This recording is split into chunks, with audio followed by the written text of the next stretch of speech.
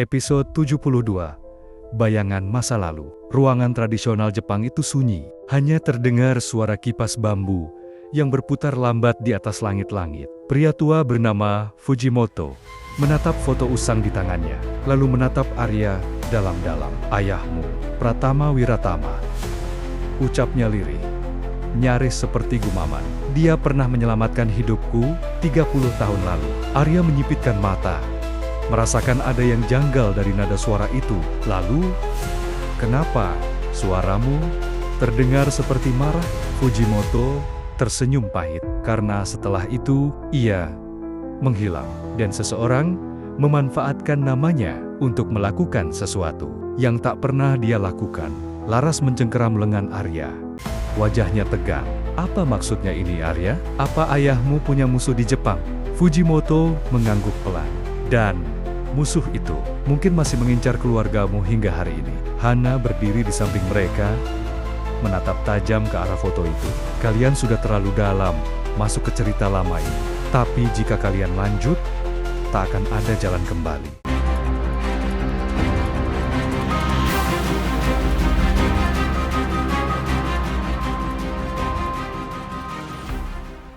Episode 73.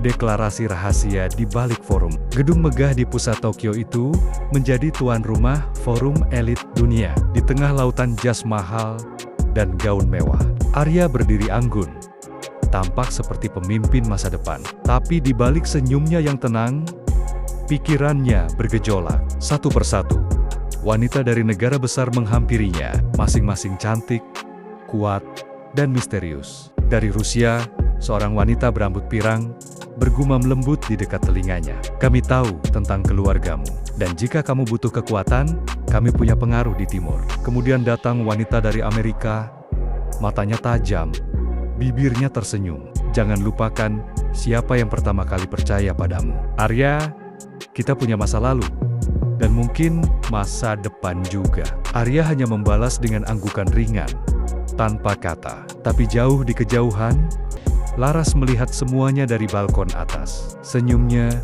pudar, hatinya seperti dihantam gelombang yang tak terlihat. Berapa banyak wanita yang pernah percaya padanya, batinnya, dan berapa banyak yang benar-benar dia pilih.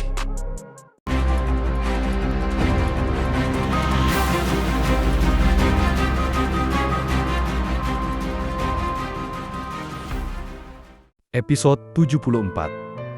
Laras yang tahu segalanya. Malam mulai turun saat Arya berdiri sendirian di balkon hotel mewah itu, menatap gemerlap Tokyo. Langkah ringan terdengar dari belakang. Lalu suara lembut yang familiar menyapanya, "Kamu selalu melihat kota dari tempat tinggi." "Ya." Arya menoleh.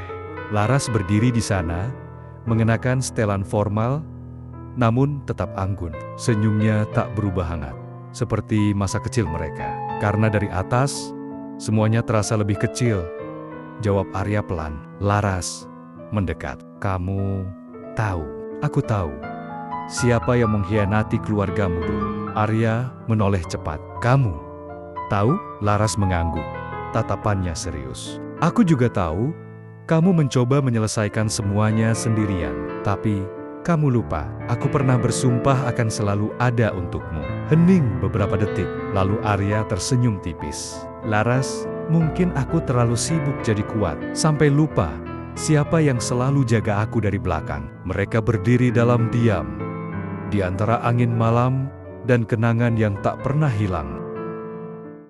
Thank you all for watching this here